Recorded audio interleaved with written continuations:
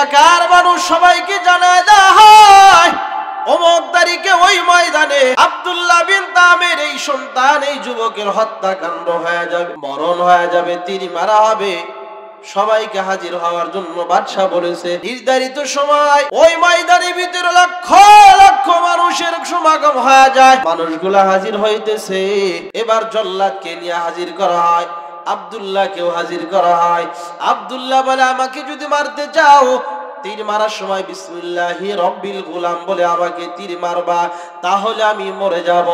এবার নিজেই মরার জন্য রেডি হয়ে যায়।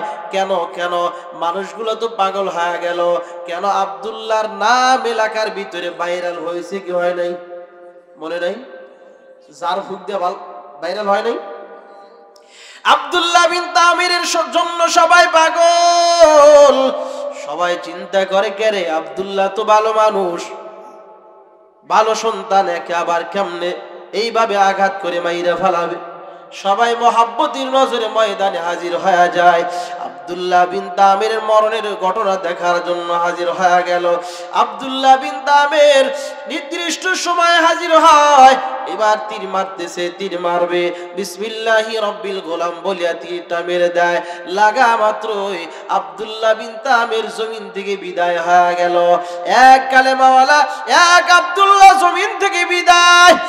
আর আশেপাশে যত লক্ষ লক্ষ মানুষগুলো দাঁড়াইয়া এই কাহিনী ঘটনাগুলো দেখিয়া, এই কাহিনীটা দেখিয়া সব যত মানুষ আশেপাশে ছিল এই মানুষগুলা টেনশনে পড়ে গেল।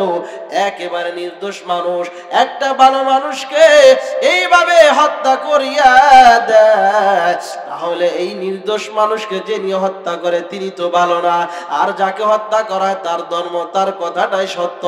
অতএব আব্দুল্লাহ যেই রবের উপরে মৃত্যুবরণ করলো, আমরা সবাই এক বাক্যে ওই আব্দুল্লাহর রবের উপরে কালেমা পড়ে নিলাম। এক আব্দুল্লাহকে মাইরা ফেলাইলো কালেমার বাতি বন্ধ করে দেওয়ার জন্য। এখন একজন না হাজার কালেমাওয়ালা দাঁড়াইয়া যায়, আল্লাহু আকবার। একজনকে মাইরা ফেলায় হাজার জন দাঁড়ায় যায়। এর বান্দা এক কালেমাওয়ালা বন্ধ, কিন্তু হাজার কালেমা দাঁড়াইয়া যায়। বাংলাদেশেও তেমন একটা মাহফিলকে বন্ধ করে দেয়, একদিন মাহফিল হয়তো বন্ধ করে দেয়, দেখে আগামী বছর একদিন না 2 দিন ব্যাপী হয়। এর বান্দা একটা মাদ্রাসা বন্ধ করে দেয়, আর পরে দেখে আবার 3টা মাদ্রাসা দাঁড়াইয়া যায়। এর বান্দা এক টুপিওয়ালাকে বন্দি করে নেয়, দেখে 13 জন টুপিওয়ালা দাঁড়াইয়া যায়। এর বান্দাই কালেমা তো বন্ধ করতে পারবি না। কেন কেন বলে, অতীতের ইতিহাস শুনে নাও, অতীতের ঘটনা পড়ে নাও। এর বান্দা অতীতে বড় বড় বেঈমান এই ইসলামকে, কালেমাকে কম চষে নাই, বন্ধ করার জন্য কোনো কম ফিকির করে নাই। কিন্তু বলুন, এই ইসলাম ধর্মকে কেউ কি মিটাইয়া দিতে পারছে? বিদায় করতে পারছে? এবার তালাশ করে করে একটা সুন্দর যুবকরে হাজির করে দেয়। যুবকের কাজ হলো দৈনন্দিন তার কাছ থেকে জাদু বিদ্যা অর্জন করা।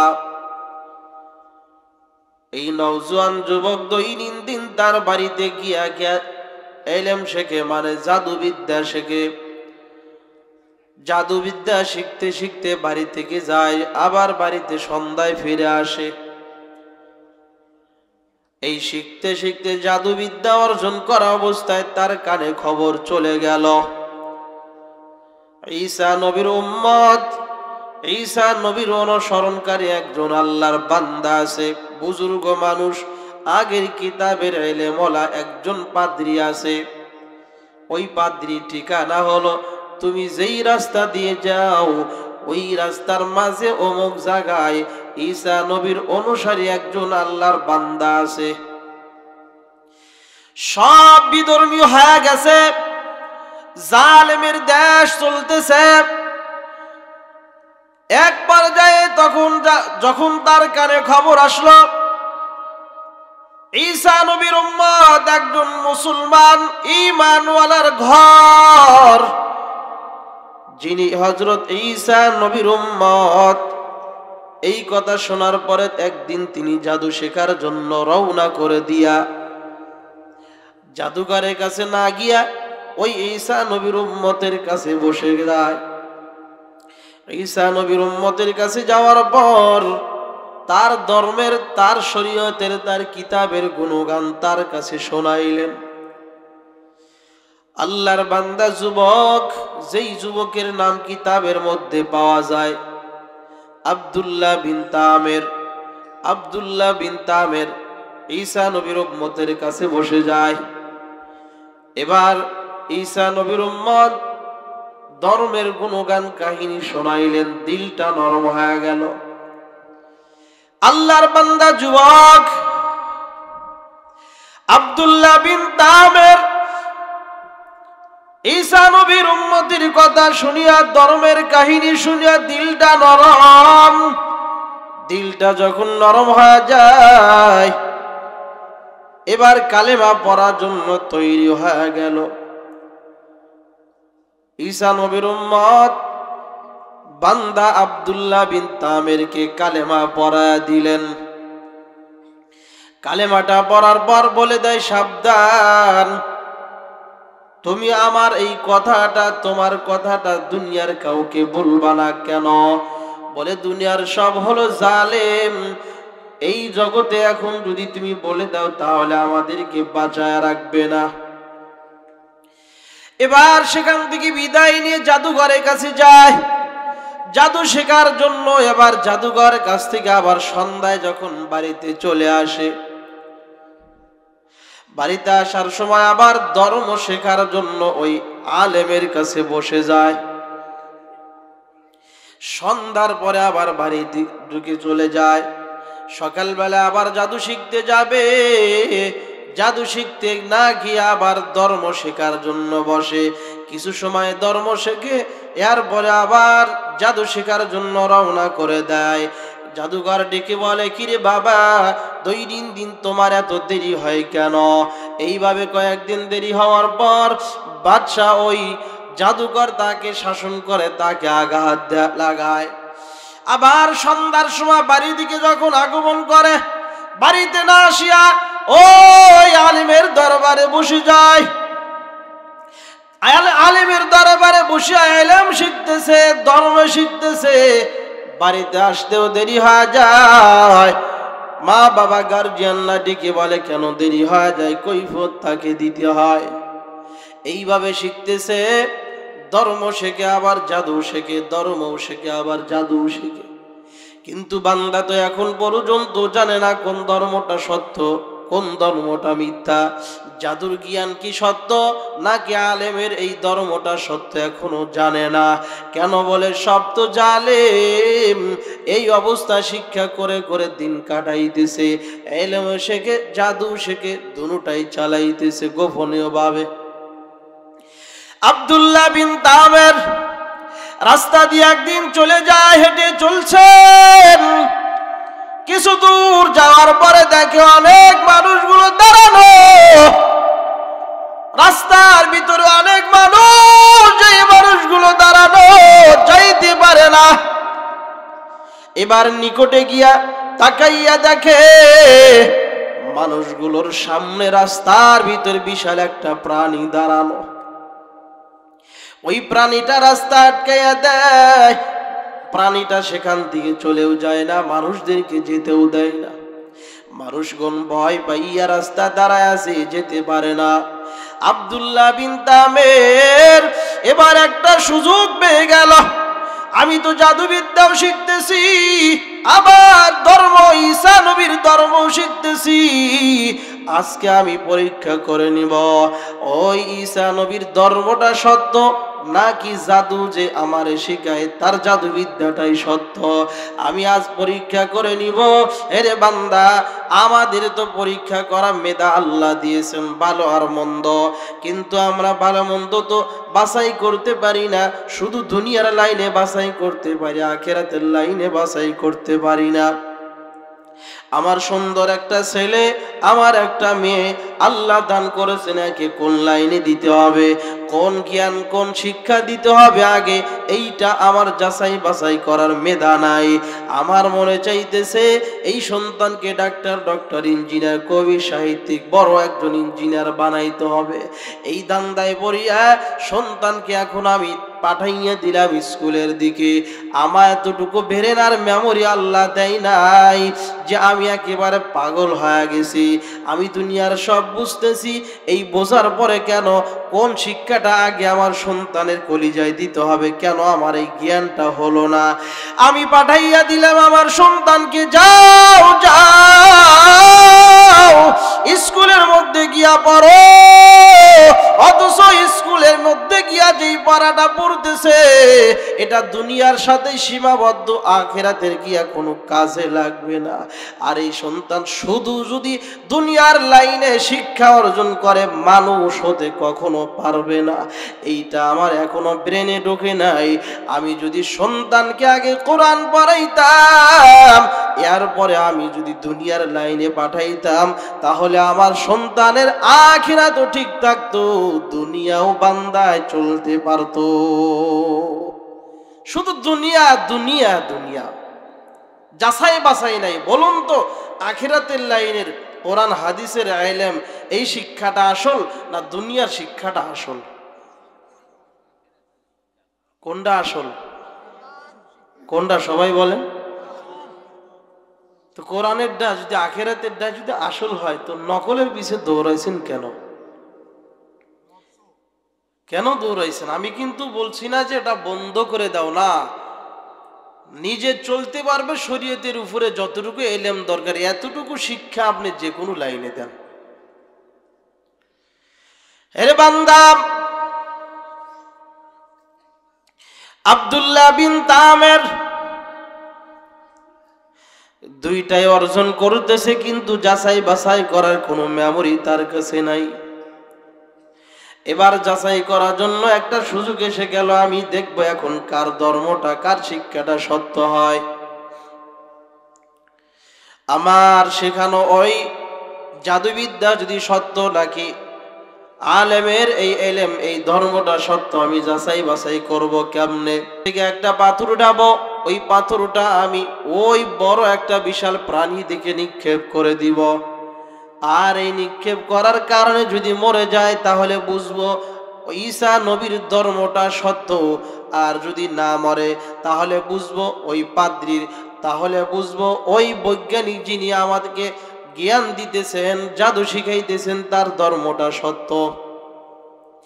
এইভাবে যাচাই বাছাই করার জন্য আব্দুল্লাহ বিন তামের দিলে দিলে পরীক্ষার নিয়তে একটা পাথর উঠাইলেন। জমিন থেকে পাথর উঠাইয়া বিসমিল্লাহ বলিয়া যখন ওই প্রাণীটার দিকে নিক্ষেপ করে দেয়, নিক্ষেপ করা মাত্রই আল্লাহ পাকের কুদরতে নিক্ষেপ করার সাথে সাথে ওই বিশাল প্রাণীটা জায়গার মধ্যে মরে যায়। আব্দুল্লাহ বিন তামিরের এই কাজটা দেখিয়া মানুষগুলো পাগল। কিরে আব্দুল্লাহ, কি জাদু, কি জ্ঞান তুমি অর্জন করেছো, যেইটার কারণে, যার পাওয়ারের কারণে এত বিশাল প্রাণী আমরা সরাইতে পারি না, তুমি এমন ভাবে আঘাত করেছো মারাই গেল, এমন ভাবে আঘাত করেছো মারাই গেল। তোমার ভিতরে আবার কিসের পাওয়ার ঢুকে গেছে? আরে মুসলমান নবীর উম্মত, এতদিন তো মনে করেছিলাম টুপিওয়ালাদের মধ্যে কোনো পাওয়ার নাই, টুপিওয়ালাদের মধ্যে কোনো ক্ষমতা নাই, কিন্তু এখন দেখি না না, টুপির ভিতরে অনেক ক্ষমতা লুকায়িত আছে। বাংলাদেশের ইতিহাসে অনেক বড় বড় হসপিটাল থেকে রোগীকে ফিরাইয়া দেয়, সন্তানকে ডেকে বলে যাও তোমার বাবারে লইয়া যাও, তোমার মাকে নিয়ে যাও, তোমার বাবা আর 10 দিন বাঁচবে, আর বেশি বাঁচবে না, তোমার মা 15 দিন বাঁচবে, আর বাঁচবে না, যা মনে চাই খাওয়াইয়া দাও, মারা যাবে, 10 দিনে বেশি টিকবে না। বলুন, এরকম রোগীর হসপিটাল থেকে ফিরা দেয় কি দেয় না? বলে দেয় না 10 দিন বাঁচবে, 1 মাস বাঁচবে। এবার সন্তান বাড়িতে আসার পরে নিরুপায় হইয়া কি করবে, কোথায় যাবে? দৌড়াইয়া মসজিদের কিনারায় হাজির। হাজির হইয়া ডেকে বলে, ও হুজুর, আমার মা অসুস্থ, বাবা অসুস্থ, হসপিটাল থেকে আমার মাকে ফিরাইয়া দিয়েছে, 10 দিন বাঁচবে আর নাকি বাঁচবে না। আপনি আমার মায়ের জন্য একটু ছাত্র দিয়ে কোরআন পড়াইয়া দোয়া করে দেন, একটু জালালি খতম পরে দোয়া করে দেন, একটু তেল পরা দেন, পানি পরা দেন। এই তেল পরা পানি পরা টুপিওয়ালাদের দোয়া ফুৎকারের কারণে অনেক রোগী এমন আছে 10 দিন নয়, পরে আরো 10 বছর দুনিয়াতে জীবিত থাকে, আছে না নাই? এরে বান্দা, টুপিওয়ালাদের কোনো ক্ষমতা না, ক্ষমতা হলো কোরআনের। কিসের? টুপিওয়ালাদের ভিতরে কোরআন আছে, এই জন্য কোরআনের পাওয়ারের কারণে টুপিওয়ালাদের কথার ভিতরে এখন পাওয়ার, টুপিওয়ালাদের ধমকের মধ্যে এখন পাওয়ার। টুপিওয়ালা যদি ফু দেয়, ফুৎকার দেওয়ার কারণে তার মধ্যেও পাওয়ার আছে। এরে বান্দা, এই পাওয়ার আল্লাহর পক্ষ থেকে দেওয়া। আব্দুল্লাহ বিন তামের মধ্যে এই ক্ষমতার পাওয়ার কোথা থেকে আসলো? ধর্ম শিখতেছে, ধর্ম শেখার কারণে এত বড় পাওয়ার আসলো। এলাকার মানুষগুলো আব্দুল্লাহ বিন তামের এই কাজটা দেখিয়া পাগল হয়ে গেল। এখন আব্দুল্লাহ বিন তামের পিছে পিছে মানুষ দৌড়াইতেছে, ও আব্দুল্লাহ, তুমি আমাকে আমার জন্য একটু পানি ভরা দাও, আমি অসুস্থ, আমার জন্য একটু পানি তেল ভরা দাও। আর একজন দৌড়ায় যা, আমার ছেলে অসুস্থ, আর একজন দৌড়ায় যা, আমার মেয়ে অসুস্থ।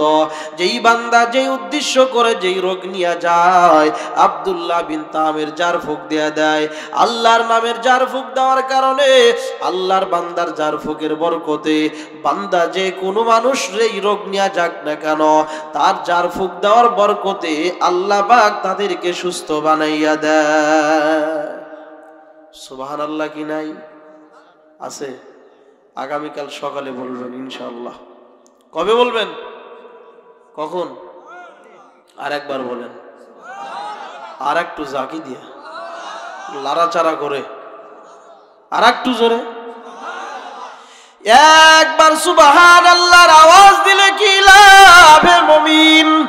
ও নবীর উম্মত, আল্লাহর নবী বলেছেন, একবার সুবহানাল্লাহর আওয়াজ যদি দাও, একবার সুবহানাল্লাহর আওয়াজের কারণে বান্দা তোমার জন্য জান্নাতে একটা গাছ আল্লাহ বানায়া দেয়।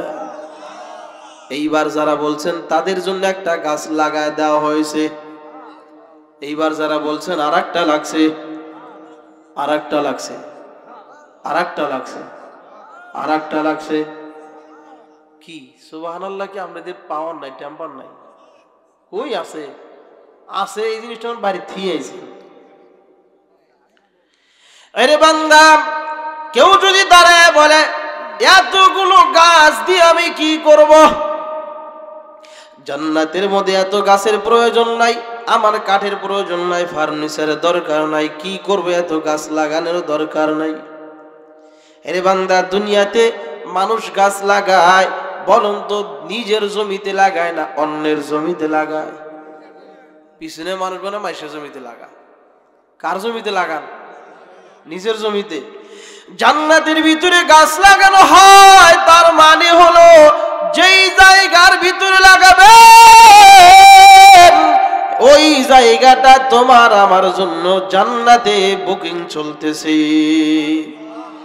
যারা বলছে আর একটা লাগছে, আর একটা লাগছে, আর একটা লাগছে, আর একটু জোরে, আর একটু জোরে কম। রাগ করতেছেন? কেউ যদি তারা একা আস্তে বললেও তো আল্লাহ শোনে, জোরে বললেও শোনে, তো জোরে বইলা লাভ কি?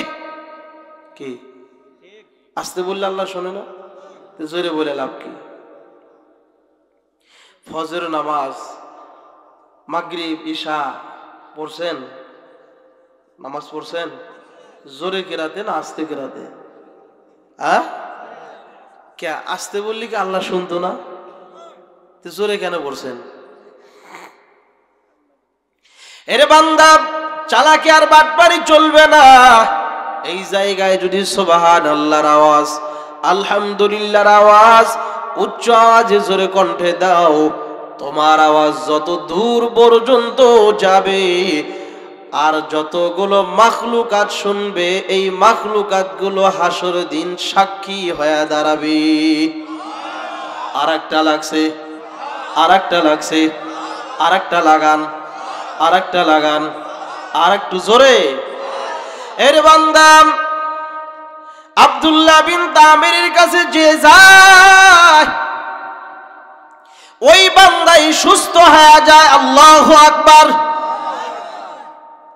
যেই বান্দায় যায় ওই বান্দায় সুস্থ হয়ে যায়, ফিরে আসে না কেউ। এলাকার ভিতরে দেশের ভিতরে যেই ডাক্তার এমন বাজারের মধ্যে কাস্টমার পাইতেছে, যে কোনো রোগী গেলে তাকে সুস্থতার জন্য চিকিৎসা দেয় আর ভালো হয়ে যায়, যেটি যায় সেটি ভালো হয়। বলুন ওই ডাক্তারের নাম সুনাম এলাকার ভিতরে কি 2-4 বছর লাগবে না 2-4 দিনে ভাইরাল হয়ে যাবে? বুঝেন নাই? অল্প দিনে কি হবে? কেন বলে যেটি যায় সেটি ভালো হয়,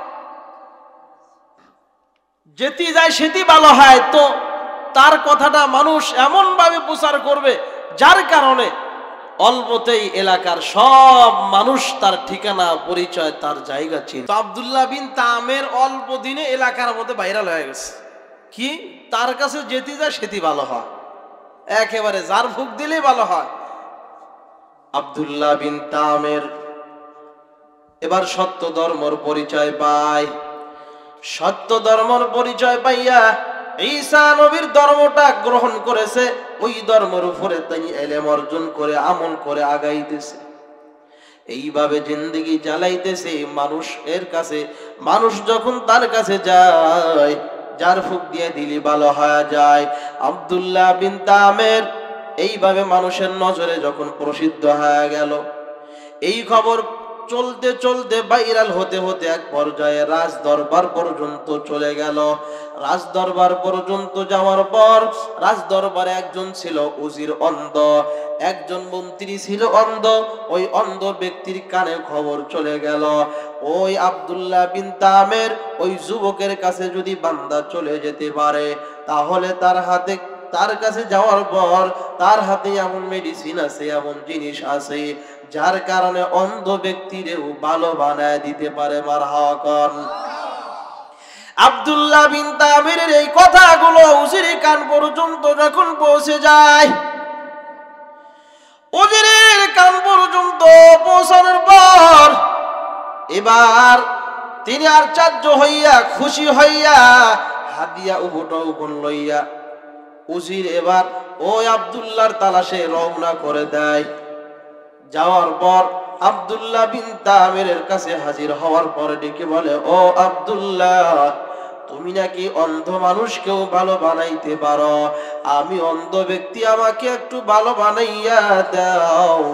আব্দুল্লাহ বিন তামির বলেন, ভালো বানানোর মালিক তো আমি না, আমি হলাম উসিলা। ভালো বানান তিনি হলো আমার আল্লাহ।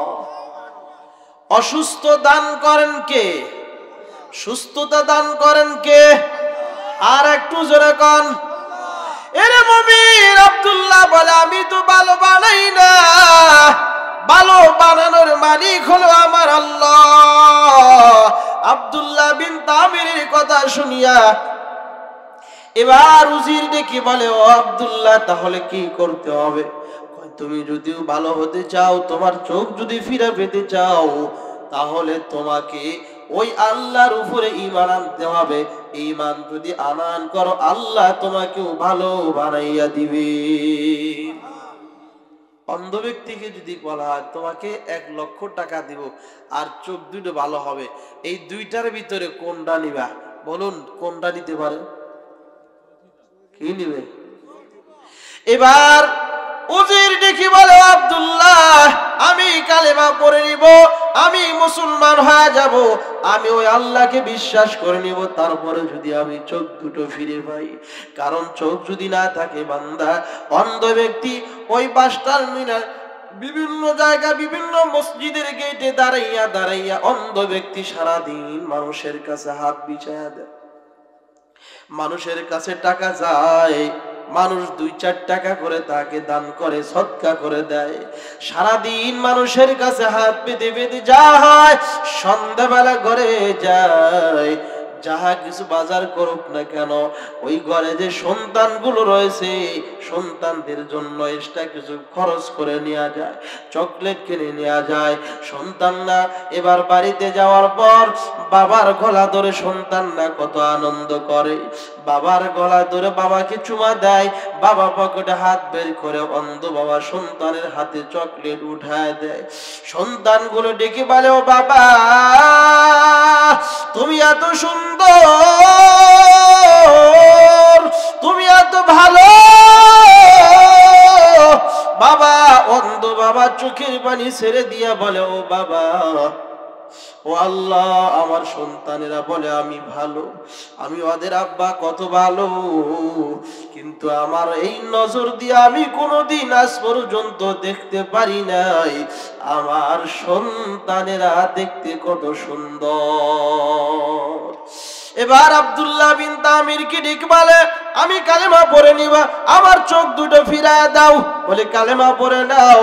কালেমা পড়ে নেওয়ার পরে, মুসলমান হওয়ার পরে আব্দুল্লাহ এবার আল্লাহর নাম স্মরণ করে বিসমিল্লাহ বলে চোখের উপর হাত বুলায় দেয়। আর হাত বুলায় দেওয়ার সাথে সাথে অন্ধ ব্যক্তিকে আল্লাহ ভালো বানায়া দেন। কাদের কুদরত দারি বরকামাল, আনতা রব্বি আনতা হাসবি জুল জালাল, তুহি কাদের জলিলুল্লাহ জাহাদার, বাহার হালে তুহি মেরা নিগাহদার। চোখ দেনেওয়ালা কে? জোরে বলেন। আল্লাহ পাক চোখ দেনেওয়ালা। বাদশা নামদার। এবার তো জালেমের শাসন চলতেছে, ইউসুফ জুনাওয়াজ। তার পর্যন্ত এই দাওয়াত কালেমার বাণী কেমনে পৌঁছানো যায়? এবার এই আব্দুল্লাহ বিন তামির দরবার থেকে কালেমা পড়ে চোখ দুটো ভালো হয়ে গেছে, আনন্দ করে করে রাজ দরবারে হাজির হয়। রাজ দরবারে যাওয়ার পর বাদশাহ তাকাইয়ে দেখে অন্ধ উজির এখন ভালো হয়ে গেছে। ডেকে বলে, ও উজির, বলো তুমি এই চোখ কোথায় পাইলা, কেমনে চিকিৎসা করলা, তোমারে কে চোখ দিল?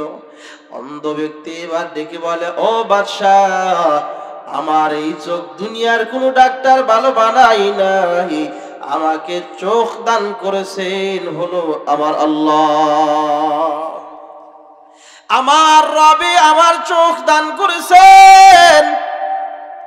বাদশাকে তাহলে এলাকা মানুষকে দাওয়াত দাও। কেন? বলে আমি তো তোমাদের আল্লাহ, আমি তো তোমাদের রব, আর আমি যে তোমাকে চোখ ভালো বানাইছি এটা মানুষকে জানাইতে হবে না? কয় না না, তুমি রব না, তুমি আল্লাহ না। কে সেই আল্লাহ?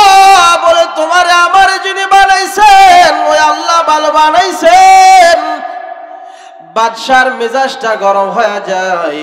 কিরে, আল্লাহর পরিচয়, এই রবের গুণগান, এই রবের পরিচয় তাদেরকে কে শিখাইলো, এই রাস্তা কে দেখাইলো?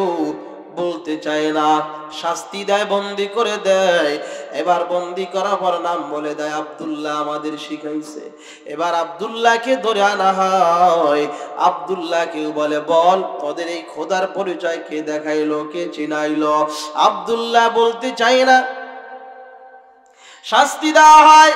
এরপরে বলে আমাদের কি ঈসা নবীর উম্মত, ওই ব্যক্তি আমাদেরকে ধর্মের গুণগান শুনাইছে, বলে ধরে আন, তাকেও জেলখানায় বন্দি কর।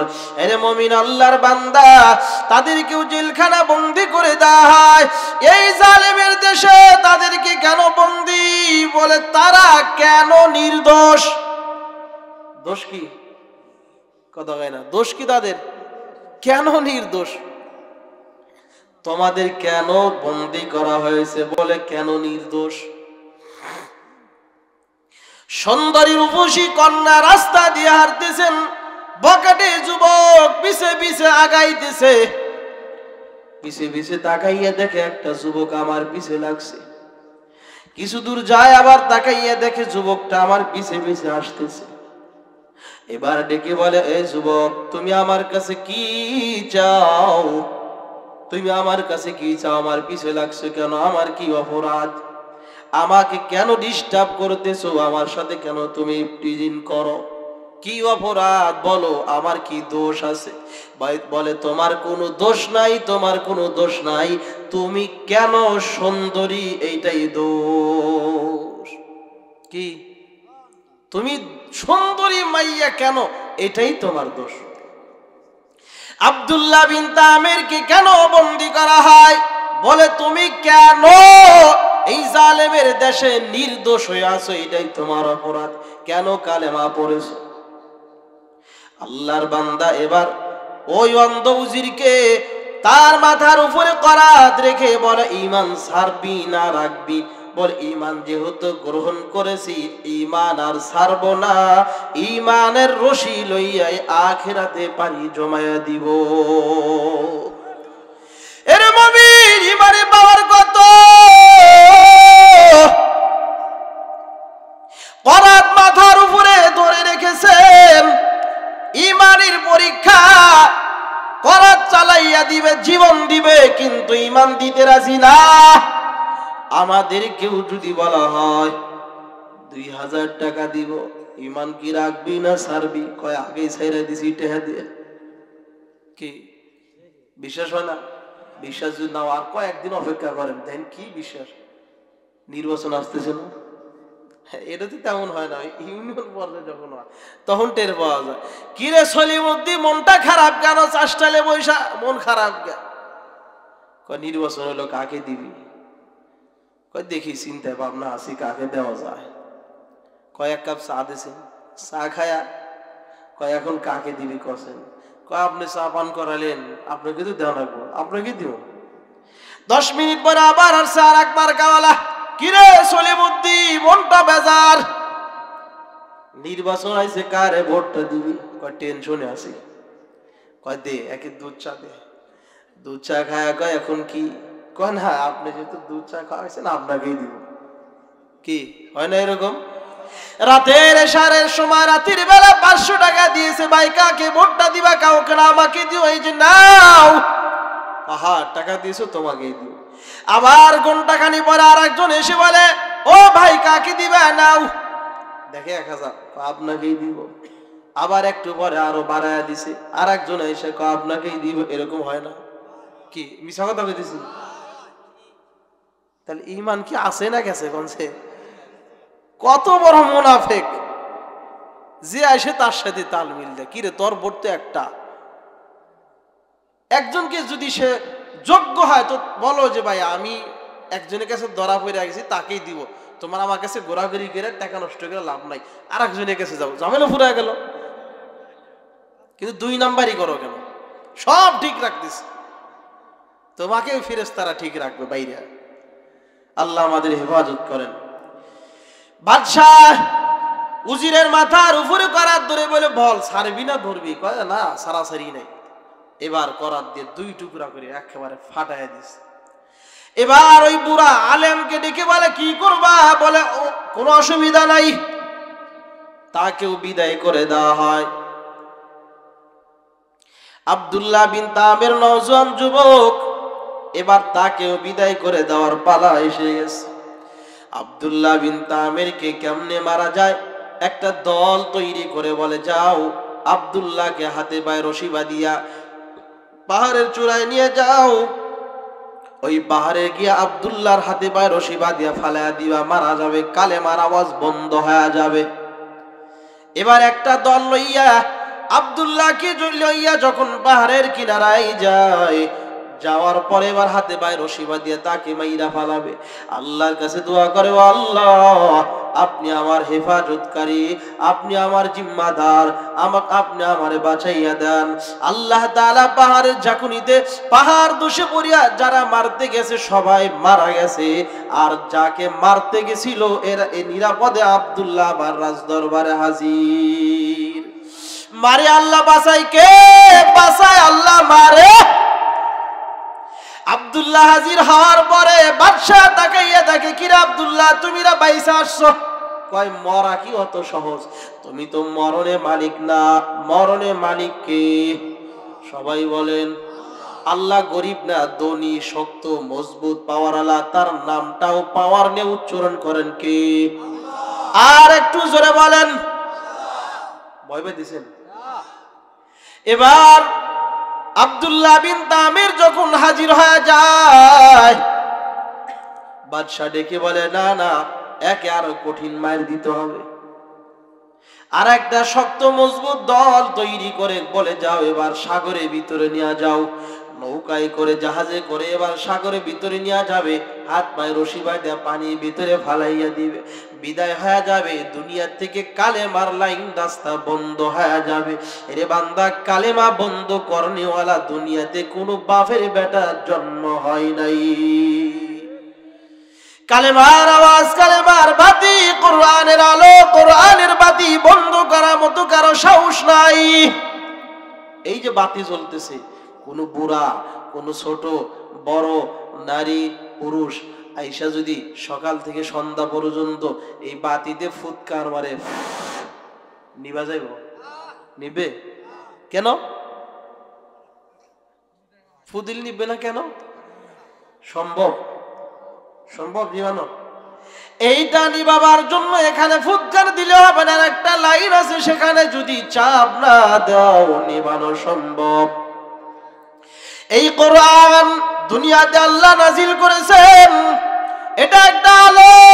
এই আলো নিবাবার মতো দুনিয়াতে কোনো মানুষ আসেও না, আসবেও না।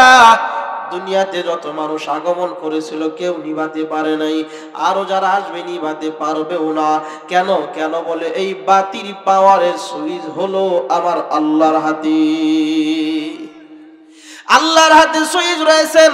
এই কোরআন আল্লাহ নাজিল করে দিয়া বলেন, এই কোরআন আমি নাজিল করলাম, এটা আমি দুনিয়াতে রক্ষণা করার জন্য, এই দুনিয়াতে টিকাবার জন্য, হেফাজত করার জিম্মাদার আমি আল্লাহ নিজেই হয়ে গেলাম। ইন্না নাহনু নাযালনা যিকরা ওয়া ইন্না লাহু লাহাফিজুন।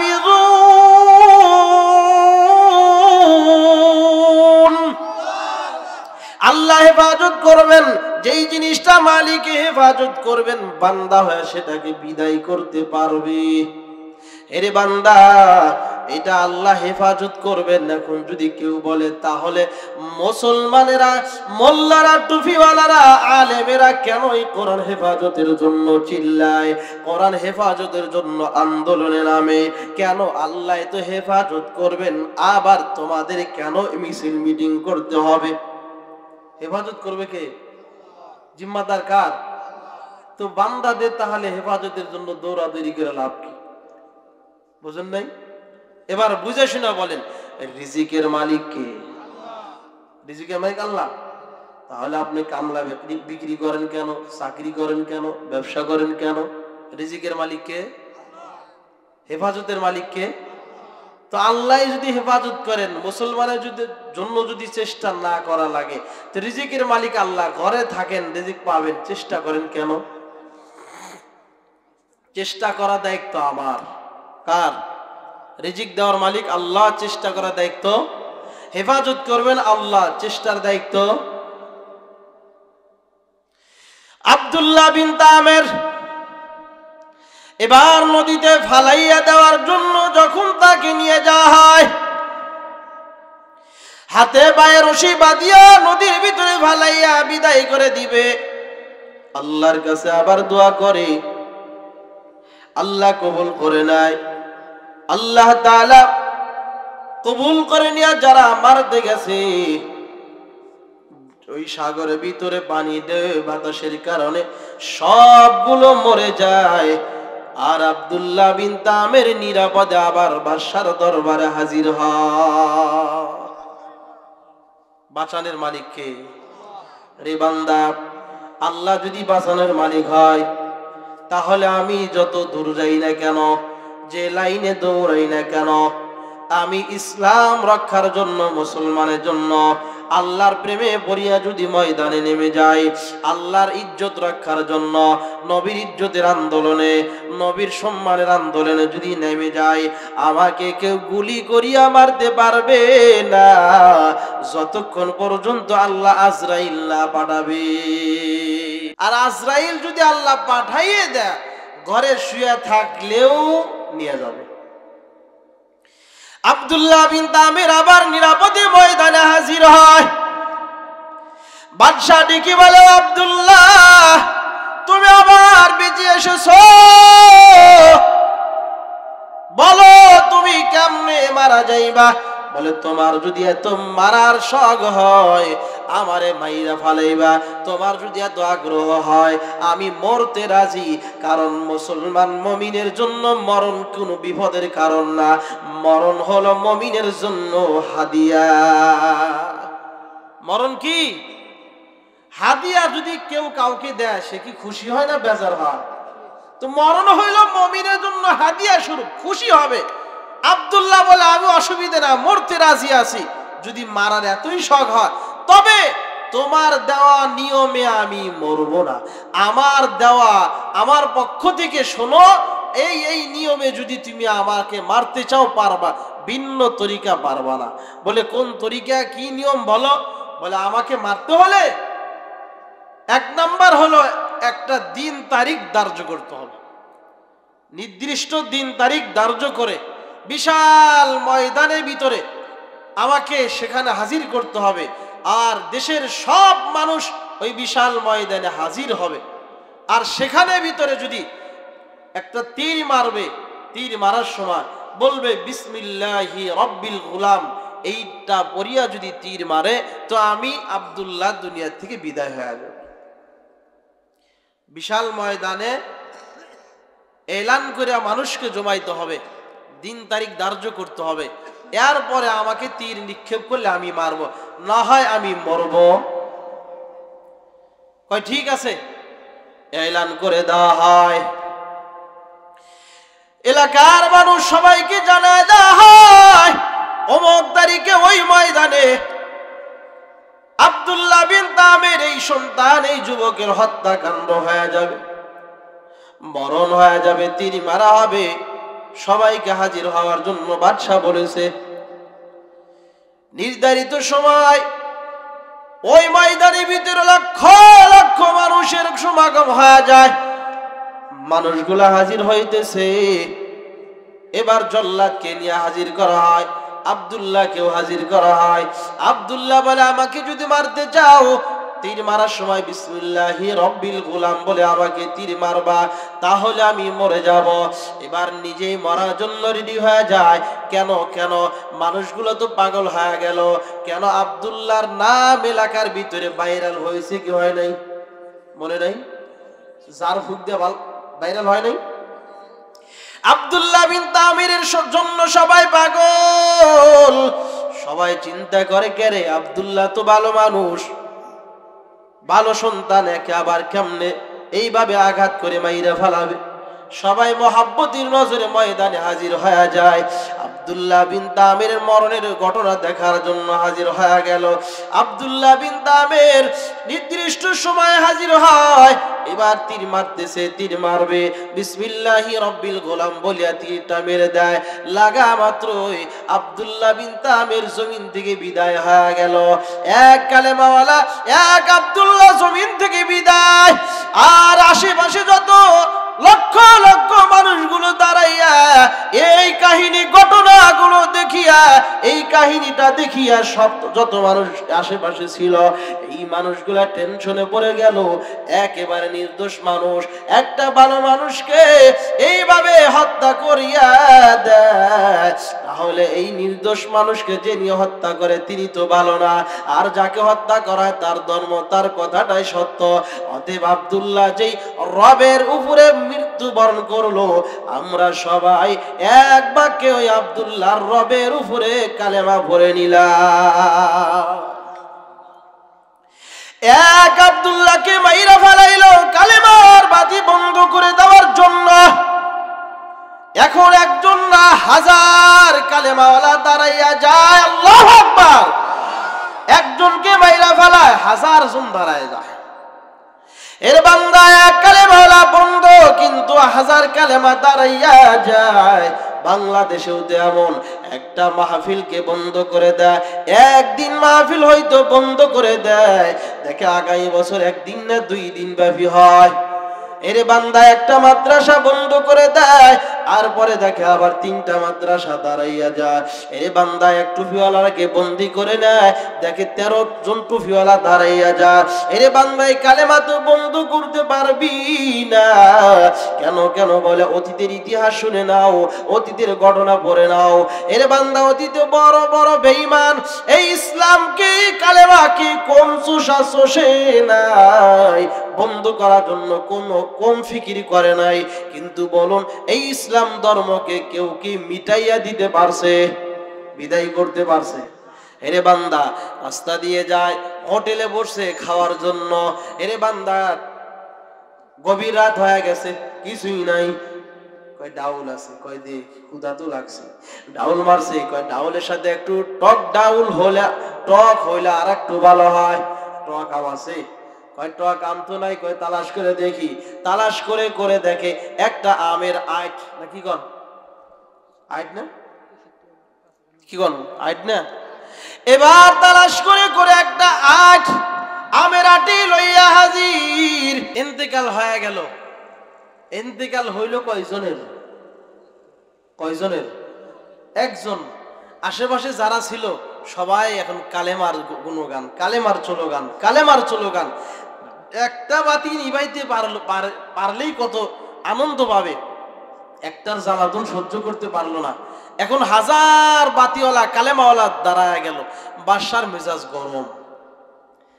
কারো যদি একজনের তাফালিং সহ্য না হয়, 10 জন যদি তাফালিং করে উপায় আছে?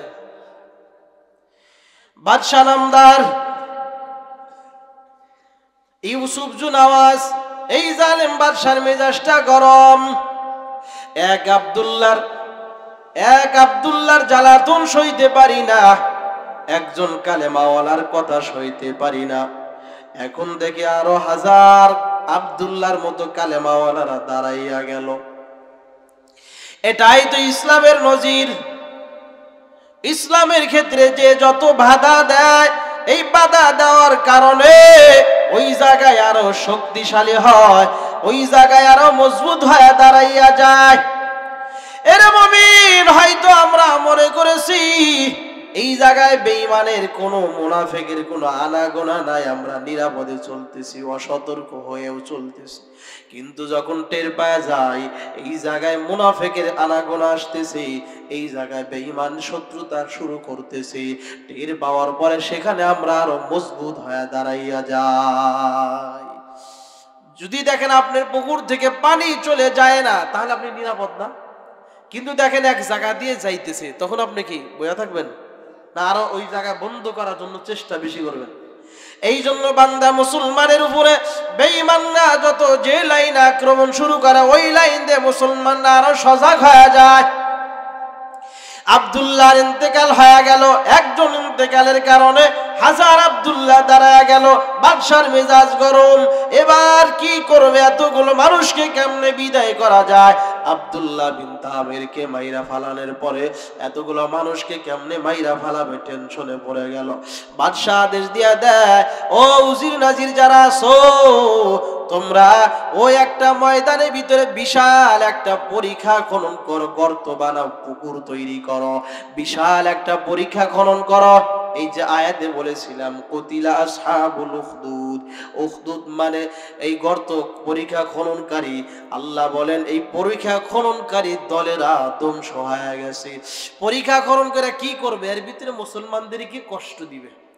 ওইটার সাথে মিলাইয়া ওই তখন থেকে নিয়ে আজ পর্যন্ত যত জায়গায় যেভাবে মুসলমানদেরকে, নির্দোষ মানুষদেরকে কষ্ট দেওয়া হবে, ওই দলের সাথে তাদের এই দলটাও শামিল আছে, তারাও ধ্বংস হয়ে যাবে। বর্তমানে পুকুর খনন করে আগুন ধরানো হয় না, বর্তমানে হলো জেলখানা বানানো আছে। এই জেলখানা বানাইয়া নির্দোষ মানুষদেরকে যদি শাস্তি দেয়, ওই ওই পরীক্ষা খননকারী গর্তের সাথে এটাও শামিল হয়ে যাবে। আর আল্লাহ বলে এরা ধ্বংস হয়ে গেছে, এদের উপরে লানত। এই লানতকৃত বান্দারা, এই দল বাদশাহদের দিয়ে দেয় একটা পরীক্ষা খনন করো। এরপরে কি বলে, আন্নারি যাতিল ওয়াকুদ, যেই গর্তের ভিতরে আগুন আর আগুন, ওই আগুনের ভিতরে কি করবে, যত মানুষ কালেমা পড়েছে, ঈমান আনছে, তাদেরকে ধরো, একটা একটা করে ধরে ধরে আগুনে ফালাইয়া দাও। ওই যারা কালেমা পড়ে ঈমান এনেছে এদেরকে ধরে ধরে এই গর্তের ভিতরে আগুনের ভিতরে ফালাইয়া পইরা মাইরা ফালা দাও। এতগুলো মানুষকে শুলিতে কেমনে চড়াই, আগুনে ফালাইয়া দিলে কালেমা বন্ধ হয়ে যাবে। এইভাবে সিরিয়াল ধরে ধরে আসতেছে। আর জিজ্ঞাসা করে, তুমি কি কালেমা রাখবা না ছাড়বা? বলে জীবন দিব, তারপরেও কালেমা ছাড়তে রাজি নাই।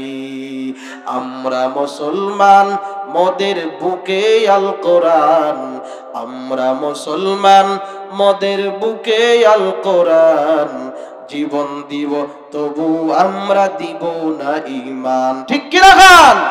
জীবন দিব তবু আমরা দিব না ঈমান।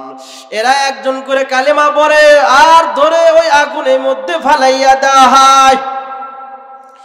আজ বাংলাদেশের মধ্যে যদি আমাদেরকে এইরকম সিরিয়াল ধরাইয়া যদি বলে, বল কালেমা ছাড়বি না জেলে যাবি, কয়জন মানুষ আমরা কালেমা রাখতে পারবো? এবার নতুন কালেমা পড়ে মুসলমান, এই কালেমা ওয়ালাদেরকে ধরে ধরে আগুনে ফালাইয়া দেয়। এরা মুমিন, ঈমানের ঘরে যদি আগুন ধরে যায়, আগুনটা নিবানোর দরকার আছে রে ভাই। আগুন লাগলে ঘরে বসে থাকে না, দৌড়াইয়া নিবাবার চেষ্টা করে। এরে বান্দা, বাংলাদেশের মধ্যে নারী পুরুষ সমানে চাকরি করতেছে, কোনো বাধা নাই, কোনো নিষেধাজ্ঞা নাই। স্বামী স্ত্রী চাকরি করে সারাদিন ডিউটি পালন করে রাতে ঘরের মধ্যে ঢুকে যায়। দুজন যখন ঘরে প্রবেশ করে একটু আরাম করবে, কিন্তু আরাম করবে তো আরাম, মশার জ্বালাতনে বসে থাকতেই পারে না।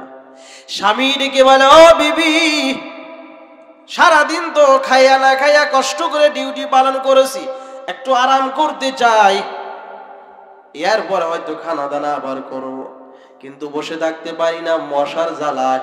তুমি যদি একটু রাজি হও তাহলে মশারিটা আমারে টানাইয়া দাও। বুঝেন নাই? বিবি ধমক দিয়া কয়, সাবধান, তোমারও 50 আমারও 50, মনে চাইলে তুমি টানায় নাও। বুঝেন নাই? তুমি চাকরি করো, তোমার যদি মনে চায় টানাইয়া নাও। স্বামী টেনশন, যদি একে সোজাসুজি থাপ্পড় দেই তাহলে আমার আবার কানে ধইরা উঠাইবে বসে, একে কৌশলে মারতে হবে। এবার স্বামী ডেকে বলে, তাহলেও বিবি শোনো, মশারি কে টানাবে একটা আমরা পরামর্শ করে নেই, লটারি। কি বলে, এখন আমরা কথা বন্ধ করে দিব, যে আগে কথা বলবে সে মশারি টানাবে। চুপ! এরপরে যে কথা কব সে মশারি টানাবে। স্বামী স্ত্রী দুইজন চুপ করছে, দুজনে চুপ হয়ে বসে আছে, কেউ কথা বলবে না। কথা বললে কি করতে হবে? এই মশারি টানানোর ভয়ে কেউ কথা বলে না। চোরের কানের আওয়াজ যাওয়ার পর ডাক দেয়া বলে, কই আয় চোরের দল, আয়। এরা দুজন সমানে কামায় কিন্তু চুরি করার সুযোগ পাই না। আজকে এরা কথা কব না, আমরা সব চুরি করে নিয়ে আসবো। চোর ঘরে ঢোকে, দেখে স্বামী কথা কয় না, কিসের ডরে? এবার ঢুকিয়া চাবি লইয়া আলমারি শুকে যা আছে খুলতেছে।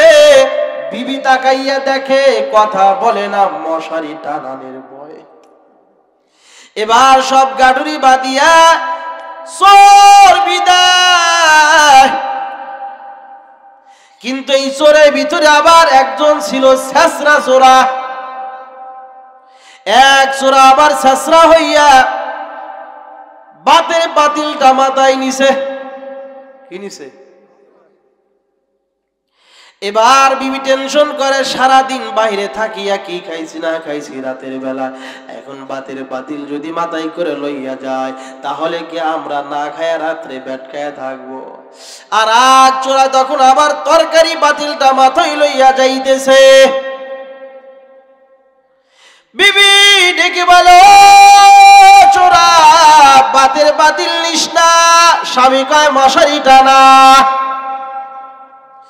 এর মুমিন বাংলার জমিনের ভিতরে আমার নবীকে গালি দিবে বেঈমান, আমাদের দেশের ভিতরে আল্লাহকে গালি দিবে, মসজিদ মাদ্রাসার বিভাগকে স্লোগান দিবে, আর আমি জেলখানায় যাওয়ার ভয়ে ঘরে বসে থাকবো। এটা কখনো মুসলমানের কাম্য হতে পারে না। এর মুমিন আমার জন্য যদি জেলখানা হয়, এটাও আমার জন্য জেলখানা না, মুমিনের জন্য জেলখানা হলো ইবাদতখানা। জেলখানায় যাও, কিন্তু তুমি বাহিরে থাকিয়া আল্লাহকে গালি দিবে, নবীকে গালি দিবে, আর বসে বসে তুমি ঘরের ভিতরে আঙ্গুল চুষবা। এটা মুসলমান মুমিনের কাম হতে পারে না। মুমিন তিনি দাঁড়াইয়া যাবে ঈমানি মজবুত পাওয়ার লইয়া। আয় কোন বেঈমান আসবি, আয় আমার নবীর কথা বলবি, আল্লাহকে গালি দিবি, আমার ধর্মকে গালি দিবি। তোরা বেঈমান বাংলাদেশে থাকবি থাক, বাহিরে থাকবি থাক, কিন্তু আমার ধর্ম, কোরআন, আল্লাহ, নবী, আলেম, টুবি, মসজিদ, মাদ্রাসা এই সমস্ত বিষয় নিয়ে কথা বলবি তো টেনে টেনে কুকুরের রাস্তা বানায় দিব। এই স্লোগান যদি দিতে পারে, এই সাহস নিয়ে যদি মুসলমান আজ ময়দানে নামে, তাহলে কোন বেঈমান সাহস পাবে না রাসূলকে গালি দেওয়ার। ঠিক কিনা বলেন? ওই মদিনার মুহাজিররা আনসাররা মিলে যখন বদরের প্রান্তে দাঁড়াইয়া যা, অল্প সংখ্যক 313, আর বেঈমানরা হাজার হওয়ার পরেও মুসলমানদের সাথে পারে নাই। কেন? বলে ঈমানি পাওয়ার নিয়ে ময়দানে হাজির, বেঈমানরা পালাইতে বাধ্য হয়েছে। ঠিক কিনা? আমাদের ঈমান এত দুর্বল, এত দুর্বল, আজান হইলে মসজিদ পর্যন্ত যাইতে পারি না। কি মুসলমানের বাচ্চা, মুসলমানের সন্তান হয়েছি, মাথায় টুপিটা দিতে পারি না, দাড়িটা রাখবো, এটাই ঈমানে পাওয়ার শক্তিটা আমার কুলায় না। আমি বেঈমানের সাথে যুদ্ধ করবো কসু, আমার সাথে তো আমি পারি না, আমার সাথে তো আমি যুদ্ধ করে পারি না। কি দাড়ি কাটা, এটা কি ভালো না খারাপ? এই খারাপটাকে বদলাইয়া ভালোটা গ্রহণ করা, এতটুকু আমার পাওয়ার নাই। আপনি ময়দানে যাবেন কেমনে? আপনি ঘরেই বসে থাকেন। আল্লাহ আমাদের বোঝার তৌফিক দান করেন। শেষ করা যায় তো নাকি? শেষের দিকে যাওয়া যায়?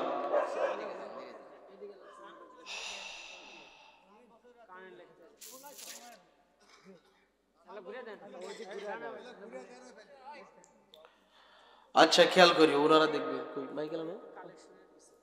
আচ্ছা আচ্ছা, এবার মুসলমানদেরকে ধরে ধরে আগুনের মধ্যে ফালাইয়া দেয়।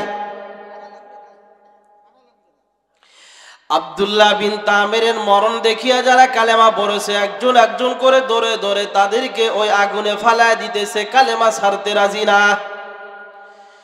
এইভাবে করে করে দিতে দিতে হঠাৎ এক তাকাইয়া দেখে সিরিয়ালে আছে একজন মহিলা, নারী মানুষ।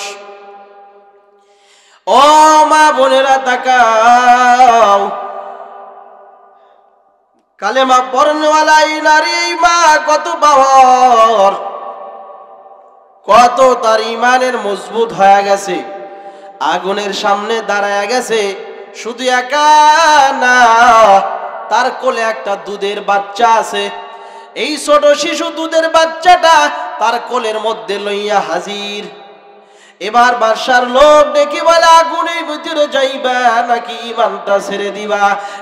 ডেকে বলে, আমি মুমিন আমি নারী মানুষ হতে পারি, কিন্তু আমি মুসলমান, আমি নারী দেখে ঈমানটা দুর্বল না, আমাকে যদি আগুনে ফালাইয়া দাও, ফালাইয়া দাও, এরপরেও আমি ঈমান এনেছি, ঈমান ছাড়তে রাজি নাই। ডেকে বলে তোমার কোলের ভিতরে যে শিশু বাচ্চাটা রয়েছে এই বাচ্চাটাকেও ফালাইয়া দেওয়া হবে। বলে অসুবিধা নাই, বাচ্চাটাকেও যদি ফালাইয়া দাও, আগুনের ভিতরে নিক্ষেপ করে দাও, আমি কালেমা ছাড়তে রাজি না।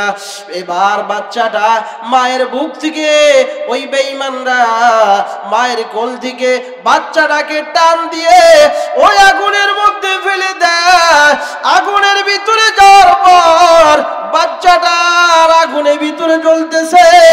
কোন মা এমন আছে যেই মা জননী বাচ্চা আগুনের ভিতরে জ্বলবে মা দাঁড়াইয়া দাঁড়াইয়া দেখতে পারে। এবার মায়ের দিলে একটু কেমন যেন কাঁপুনি উঠে যায়, একটু ভয় পেয়ে যায়। এবার ওই সন্তান আগুনের ভিতর থেকে ডেকে বলে ও মা কোনো টেনশন করিও না, আন্দরামা দরকে মানি যা খোশাম বরসে দর सूरत मियाने आतोशम अंदरामा दरब बी बुरहान हक तब बीनी इशरते खासान हक। সন্তান ডেকে বলে মা কোনো টেনশন নাই, কোনো ভয় নাই, তুমি যদিও দেখতেছো আগুন, আসলে এটা তোমার চোখে আগুন হইলেও ভিতরে আগুনের ব্যবস্থা নাই। ও মা তুমি দেখতেছো আগুন, আল্লাহর নাম নিয়ে তুমি আগুনে ঝাঁপ দাও, এটা আগুন আর আগুন নাই, এই আগুন এখন আল্লাহ জান্নাতের বাগান বানায় দিয়েছেন। এর মুমিন এখন ওই বারে পাওয়ার লইয়া যদি সামনে ময়দানে আগাও, আল্লাহ তাআলা তোমাকে আমাকে কামিয়াবি দান করবেন। এরে আল্লাহর বান্দা, ঈমানটা দুর্বল নিয়ে যদি তুমি রওনা করে দাও, কত দূর যাইবা, আজ নাই কাল সময়টা ফুরিয়ে যাবে। এমন এক সময় আসবে তোমার আমার সাথে আজরাইলের মুলাকাত হয়ে যাবে। এরে বান্দা, ছোটর দিকে বড় হয়েছো, এখন বৃদ্ধ হয়ে গেছো, তোমার ডানে বামে তাকাইয়া দেখো, তোমার ওই ছোটবেলার টেবিলের লেখাপড়ার টেবিলে কত সাথীরা বন্ধু বান্ধবরা ছিল, তাদের মধ্যে আজ অনেকে আজ নাই, কবরে ঘুমাইয়া যায়। এরে বান্দা, ও মা বোনেরা, তাকাইয়া দেখো তোমার ডানে বামে লেখাপড়ার সময় টেবিলে তোমার ডানে বামে কত বান্ধবীরা ছিল, তারা হয়তো আজ দুনিয়াতে অনেকে নাই, তোমাকেও একদিন কবরে যেতে হবে। এরে বান্দা, ওই কবরে যাওয়ার জন্য কি গ্রহণ করেছো, কি প্রস্তুতি নিয়েছো? তোমার আমার ঈমানটাই তো দুর্বল, আমরে তো খবর নাই। ঈমানটা যদি দুর্বল হয়ে যায় এরে বান্দা, তাহলে সামনে কিন্তু বড় বড় ধাক্কা রয়েছে। ওই আজরাইলের ধাক্কা, আল্লাহর পক্ষ থেকে যখন আজরাইল আমার সামনে হাজির হয়ে যাবে, আজরাইল যখন আমার বুকের উপরে চড়ে বসবে, আমার রূহটা যেতে চাই না, পালাবে, শুধু পালাইতে থাকবে। আজরাইল এবার টান দিয়ে যখন বান্দা তোমার আমার ভিতর থেকে ওই রূহটা বের করে নিয়ে যাবে, দুনিয়ার কেউ রাখতে পারবে না। ঈমান যদি দুর্বল হয়ে যায়, বান্দা মরণের সময় যদি ঈমানটা হারায় ফেলি, কবরটা বড় কঠিন ভয়ানক জায়গা হয়ে যাবে।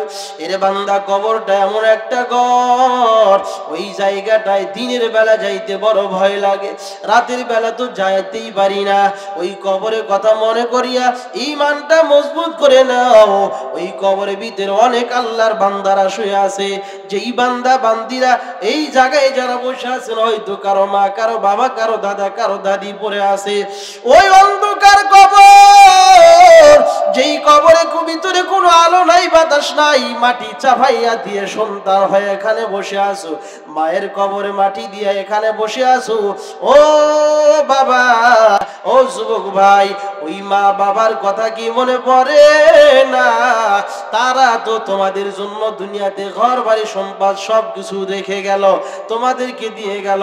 ওই মা বাবা হয়তো জাহান্নামের আগুনের মধ্যে পড়ে আছে, বাবা হয়তো জাহান্নামে আগুনের মধ্যে পড়ে আছে। বলুন, বাবা যদি আগুনের মধ্যে পড়ে, ওই বাবাকে আগুন থেকে বাঁচাবার সন্তান হিসাবে দরকার আছে না নাই? সবাই বলেন আছে না নাই? মাকে আগুনের ভিতরে রাখবেন না আগুন থেকে বাঁচাবেন? বলে ওই জায়গা আগুন লাগবে, পানি দিয়ে কেমনে কেমনে আমি বন্ধ করে দিব। বলে ওই জায়গা পানি ঢাললে নিভবে না, ওই জায়গায় বাতাস করলে নিভবে না। ওই মায়ের কবরে যদি আগুনটা নিভাইতে চাও, তাহলে দুনিয়াতে আল্লাহ যেই রাস্তাগুলো দিয়েছেন, গরিবের সহযোগিতা, দ্বীনি রাস্তায় খরচ করা, ভালো কাজ করা, এই কাজগুলো মা বাবাকে জাহান্নাম থেকে, জাহান্নামের আগুন থেকে বাঁচাবার জন্য দুনিয়ার এই ভালো ভালো কাজগুলো আল্লাহ মাধ্যম বানাইয়া জাহান্নাম থেকে বাঁচাইয়া দিবেন। এইখানে যারা বসে আছেন, হয়তো কারো মা কবরে, বাবা কবরে, এই মা বাবার জন্য, মা বাবার কবরটাকে জান্নাতের বাগান বানানোর জন্য আপনাদের এই এলাকার মসজিদ সুন্দর করতে গিয়া, আল্লাহ পাকের ঘর, আল্লাহকে রাজি করার জন্য, মা বাবার রূহের মাগফিরাতের জন্য 2-4 হাজার টাকা যদি আপনি দিয়া যাইতে পারেন, আপনার লক্ষ লক্ষ হাজার হাজার টাকা ঘরে রয়েছে বাবা, এই টাকাগুলা কিন্তু মা নিবে না, বাবা নিবে না, মা এসে খাইয়া যাইবে না, এই টাকাগুলো আপনারই থেকে যাবে। কিন্তু কিছু কিছু টাকা যদি মা বাবার জন্য দিতে পারেন, এই টাকা নাজাতের উসিলা হয়ে যাবে, মার কবরটা জান্নাতি বাগান হয়ে যাবে, বাবার কবরটা জান্নাতি বাগান হয়ে যাবে। এই জায়গায় যারা আছেন, মা বাবার কবরটা জান্নাতের বাগান হোক, রাজি আছেন? কেরা কারা রাজি আছেন একটু হাতটা দেখান তো দেখি, যে আমার মা বাবা, আমার দাদার কবর, দাদির কবর জান্নাতের বাগান হোক। সবাই রাজি? সবাই রাজি আছেন কবরটা জান্নাতের বাগান হোক? চান সবাই? সবাই চান? তাহলে কিছু কাজ করা লাগবে না? ওই কাজ করার জন্য, আপনাদের এই মসজিদের জন্য আমার ভাইজানের কাছে অনেকেই অনেক টাকা দিয়েছেন। এখন যদি আরো কিছু খুচরা টাকা থাকে, 2-4 টাকা কইরা, তাহলে আমি গুনাহগার হাতেও দিতে পারেন। আবার হয়তো অনেকে বসে আছে যে বাহির থেকে হুজুর আসলো, আমরা ওই প্রধান বক্তার হাতে দেব, এরকম 2-4 জন থাকতে পারেন। তো যদি থাকেন 2-4 মিনিট আমি